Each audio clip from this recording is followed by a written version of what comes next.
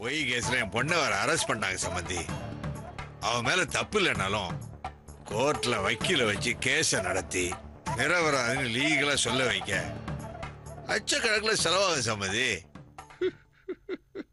என்ன பண்றது தெரியல சம்பந்தி. சம்பந்தி கேஷ் இல்லைன்னா கூட பரவாயில்ல, செக்கா இருந்தா கூட போதும்.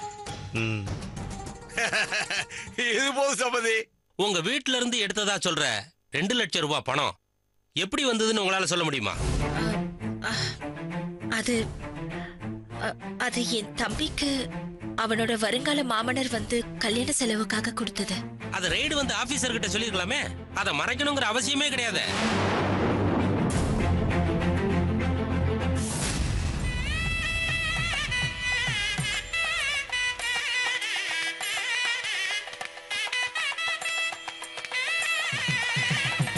ஓம் விநாயகாய நமஹ, ஓம் விக்னநாதாய நமஹ, ஓம் கௌரிபுத்ராய நமஹ, ஓம் கணேஸ்வராய நமஹ, ஓம் ஸ்கந்தாக்ரியாய நமஹ, ஓம் அப்ஜஜாய நமஹ, ஓம் பூதாய நமஹ, ஓம் நவேதாம் பிரம்மவர்தேனாம் அமிர்தேனாம் மிருகாம்ரோம், ஓம் நமோ பகவதே ஏகதந்தாய அஸ்திமுகாய புண்ணாஷ்மாங்கோ.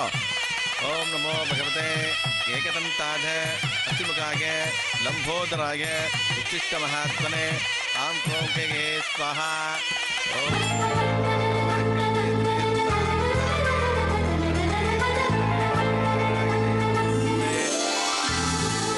சம்பந்தி அப்படியே மகாலட்சுமி இறங்கி வர மாதிரி இருக்கு சம்பந்தி. என் கண்ணே பட்டுடும் போல இருக்கு சம்பந்தி. கல்யாணம் முடிஞ்ச கையோட பெரிய பூசணிக்காய் எடுத்து திருஷ்டி சுத்தி போடணும்.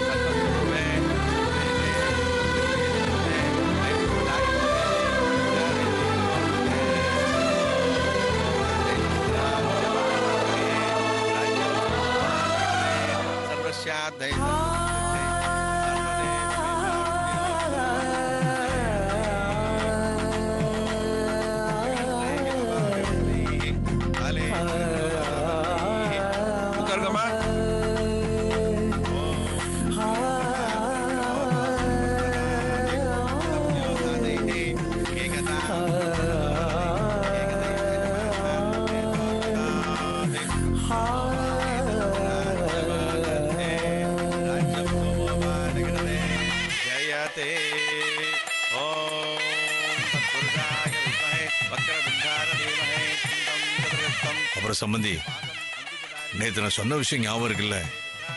நீங்க கூட காலில் தரேன்னு சொன்னீங்களே. நல்லா ஞாபகம் இருக்கு சம்பந்தி. நான் தான் தரேன்னு சொல்லிட்டேன்ல, கண்டிப்பா தருவேன். அது போதும் சம்பந்தி. பெரிய மனுஷன் நீங்க, கமிட்மெண்ட் எப்படி கீப் அப் பண்ணும் உங்களுக்கு தெரியும். என்ன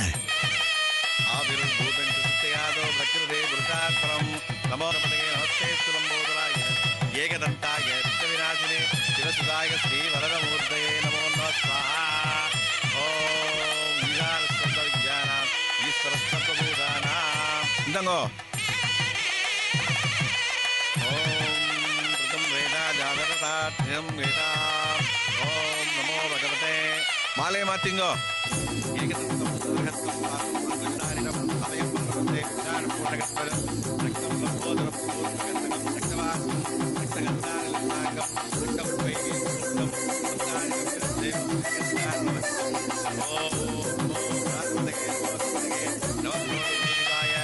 சம்பந்தி, நான் சொன்னது சட்டை திரும்பி பார்க்காதீங்க.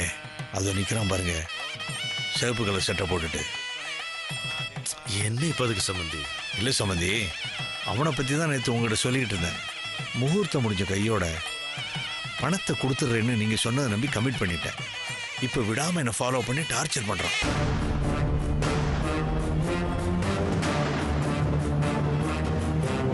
பாத்தீங்கள, இதுக்காக தான் சம்பந்தி இப்போ உங்களையும் வச்சு காமிச்சிட்டேன்ல. இப்போ கண்டிப்பா பணம் கிடைச்சிடும் நம்புவான். எப்படியெல்லாம் இருக்கானுங்க பாருங்க.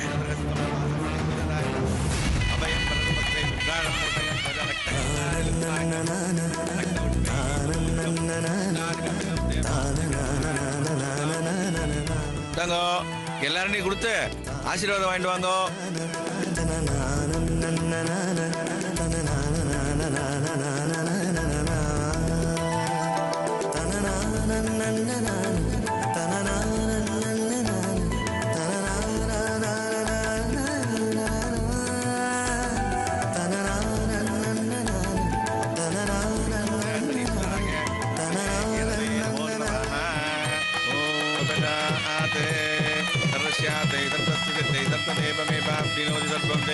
கெட்டி வேலை கெட்டி வேலை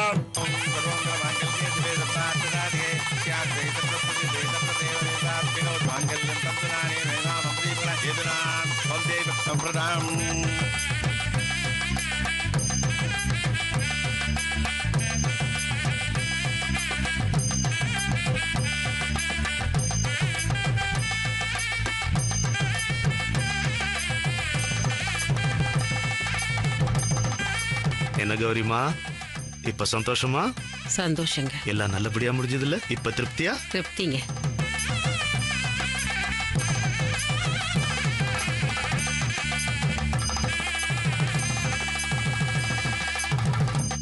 சம்பந்தி என்ன? அதான் தரேன்னு சொல்லிட்டேனே, ஏன் திரும்ப திரும்ப தொந்தரவு பண்றீங்க? நீங்க கூட காலைல தரேன்னு சொன்னீங்களே. சரி வாங்க.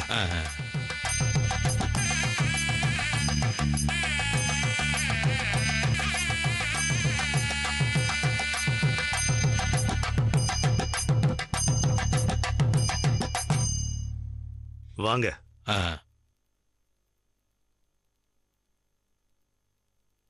ஒரு நிமிஷம் வெயிட் பண்ணுங்க, இத வந்துடுறேன்.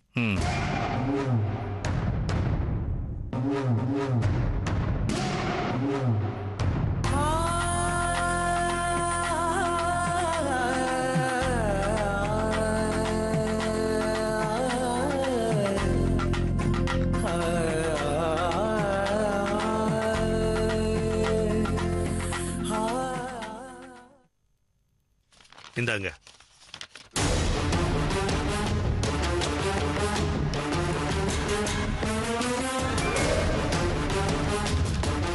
தேங்க்யூ சம்பந்தி. You are welcome. தேங்க்யூ.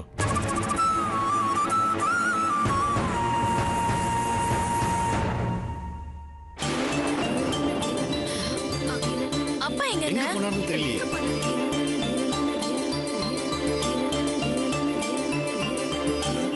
மாமா சீக்கிரம் வாங்க. இதோ வந்துட்டேன். மேல இருந்திருக்காரு. எங்க போனீங்க? போட்டோ எடுக்க கூப்பிடுறாங்கல்ல. அது வந்து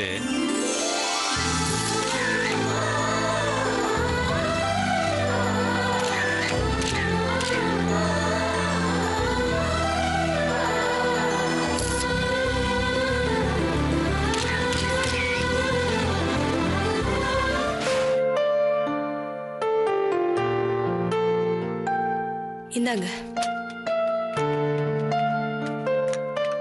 பாப்பா ஆமா. என்னம்மா சந்தானம் இப்ப எப்படி இருக்காரு? நல்லா இருக்காருல்ல? பரவாயில்ல மாமா. திரும்பவும் பழையபடி எழுந்து நடமாடுறதுக்கு 2 வாரத்துக்கு மேல ஆகுமா. அது வரைக்கும் வாக்கிங் ஸ்டிக் வச்சுதான் நடக்கணும். மத்தபடி தலையில பட்ட காயெல்லாம் சரியாயிடுச்சு. அர்ச்சனா, பிருந்தா எப்படி இருக்கா? சந்தானத்துக்கு இப்படி ஆனதும் ரொம்ப பயந்து போயிருப்பா. ஆமா, பிருந்தா சந்தானத்தோட ஹாஸ்பிட்டல்ல இருந்தா பையனை யார் பாத்துக்கறாங்க? முரளி அடிக்கடி வந்து பாத்துட்டு போறாருல? ஆமா அத்தை, முரளி அண்ணன் தான் ஹாஸ்பிட்டல் செலவு எல்லாத்தையும் பாத்துட்டு இருக்காரு. பிருந்தாவோட ஃப்ரெண்டு யாரோ அவங்க வீட்டு பக்கத்துல இருக்காங்களாம். அந்த வீட்டு பையனும் பரத்தும் ஒரே கிளாஸ்மேட்டா. அதனால அவங்க வீட்டுலதான் இப்போதைக்கு பிருந்தாக்கா பரத்தை தங்க வச்சிருக்காங்களாம்.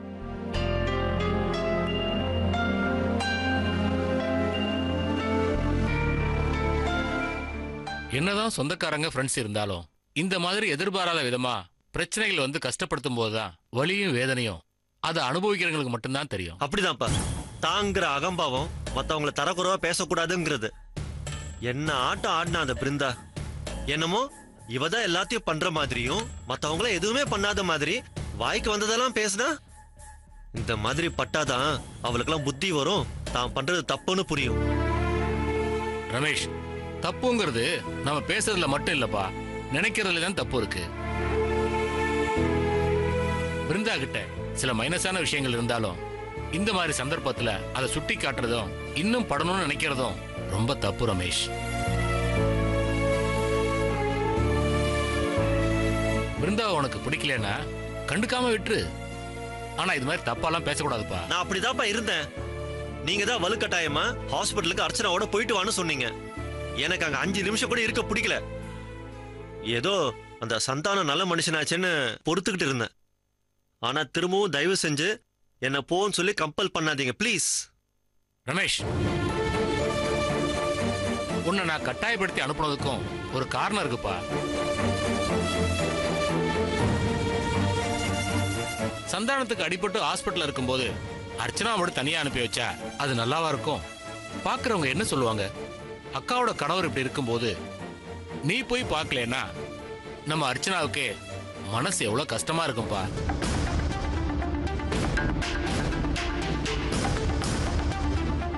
இந்த விஷயம் தெரிஞ்சா முரளி ரொம்ப வருத்தப்பட மாட்டாரா?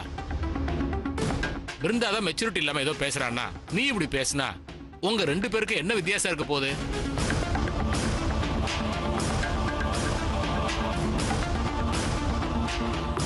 ரமேஷ், தப்பு பண்றவங்கள மன்னிக்கிறதும் மறக்கிறதும் தான் பெருந்தன்மைப்பா. அது இல்லைன்னா உங்ககிட்ட எத்தனை தகுதி இருந்தாலும் நீ மனுஷனே இல்லைன்னு தான் சொல்லுவேன். என்னங்க, ஏங்க வந்ததும் வராததுமா இவன் கூட சண்டை போட்டுட்டு இருக்கீங்க?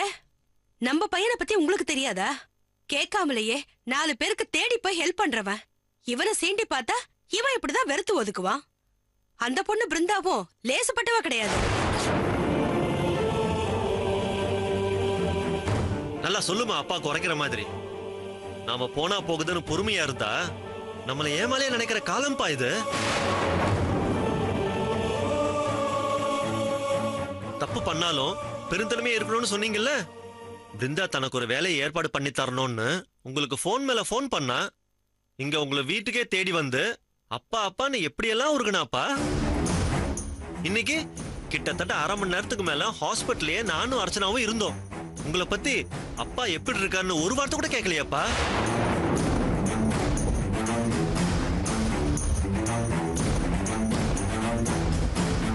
சொல்லு அர்ச்சனா, உங்க அக்கா அப்பா பத்தி ஒரு வார்த்தை கேட்டாலா? இல்லல்ல, சொல்லு.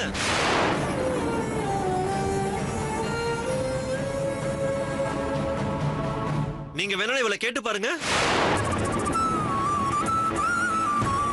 இவளால ஆமான்னு சொல்லவே முடியாது. ஏன் தெரியுமா? அந்த பிருந்தாக்கு நீங்க வேலை வாங்கி கொடுக்கல. உங்களால பிருந்தாவுக்கு எந்த யூஸ் இல்லைன்னு மட்டும் அவளுக்கு தெரிஞ்சது, உங்களை கால் தூசி கூட மதிக்க மாட்டாப்பா. ஏன்னா இதுதான் அந்த பிருந்தாவோட கேரக்டர். இனிமேலாவது தப்பானவங்களுக்கு சப்பக்கட்டு கட்டுறது நிறுத்துங்க.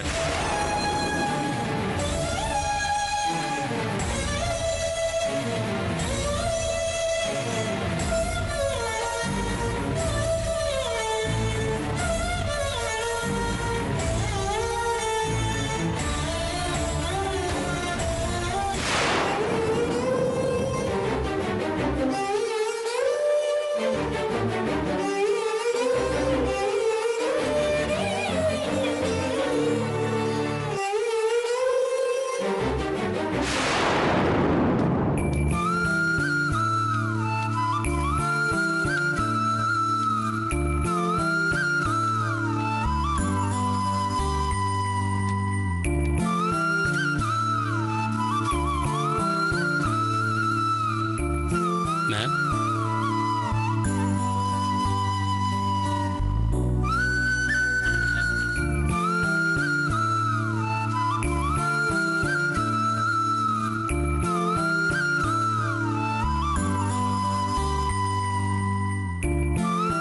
எப்படி இருக்கீங்க? சாரி, லாக்அப்ல எப்படி சந்தோஷமா இருக்க முடியும்?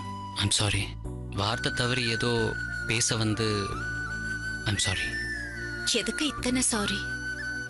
எப்படி இருக்கீங்கன்னு தானே கேட்டீங்க. ஒன்னு சொல்லட்டுமா முரளி?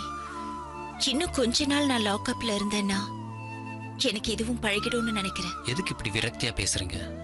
நாளைக்கு எப்படி உங்களை பெயில் எடுத்துருவோம். அதுக்கு வேண்டிய வேலையெல்லாம் செஞ்சுட்டு தான் இருக்கோம். நம்பிக்கையோட இருங்க. முரளி, நான் விரக்தியில பேசல. தனிமை என்ன ரொம்ப யோசிக்க வைக்குது.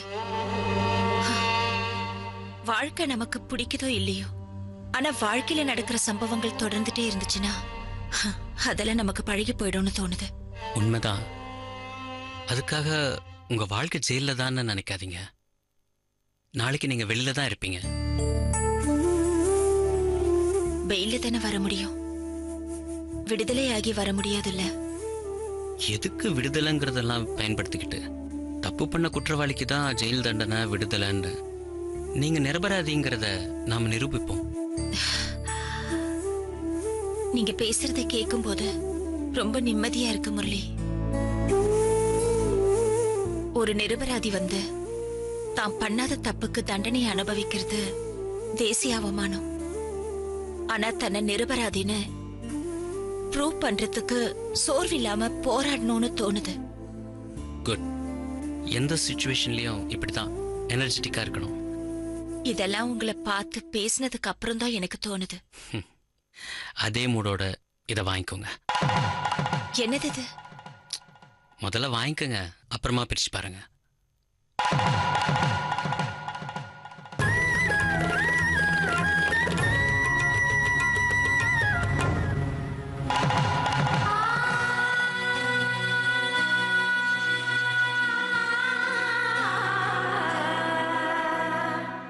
எப்படி இருக்கு? நல்லா இருக்கு. யாருக்கு?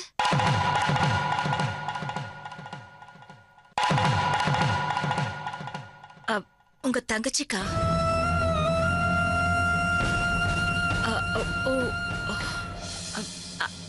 I'm sorry. வேற யாருக்காவதா?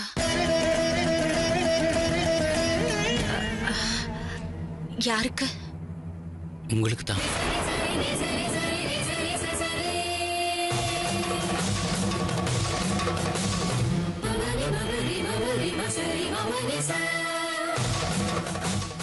எதுக்கு? 2 நாளா ஒரே ட்ரெஸ்ல இருக்கீங்க. உங்களை பார்க்கவே எனக்கே கஷ்டமா இருந்தது. அதான் எஸ்ஐ கிட்ட பர்மிஷன் கேட்டு வாங்கிட்டு வந்திருக்கேன். உங்களுக்கு பிடிச்சிருக்குல்ல?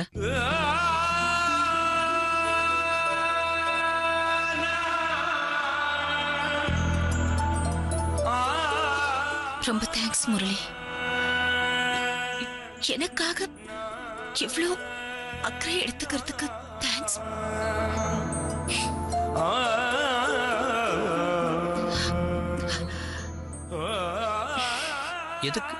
எதுக்கு அழறீங்க? ப்ளீஸ் அழாதீங்க. நீங்க அழுதா என்னால தாங்கிக்க முடியாது. Thanks Murali. Thank you so much. Don't mention it ma'am. ஃப்ரெண்ட்ஷிப்குள்ளார தேங்க்ஸ் தேவையில்ல தான். ஆனால் நீங்கள் சொல்கிறத கேட்கும்போது அது தேவைப்படுற மாதிரி தோணுது. முரளி, நீங்க நம்ம நட்புக்கு தர அன்பையும் அக்கறையையும் பார்க்கும்போது அதுக்கு நான் முதல்ல தகுதியானவளான்னு எனக்கே தோணல. நட்புக்கு எதுக்குங்க தகுதி? அதில் அக்கறையும் அன்பு மட்டும்தான் இருக்கும். நாளைக்கு நீங்கள் கோர்ட்டுக்கு வரும்போது இந்த சாரியை தான் கட்டிக்கிட்டு வரீங்க. ஓகே?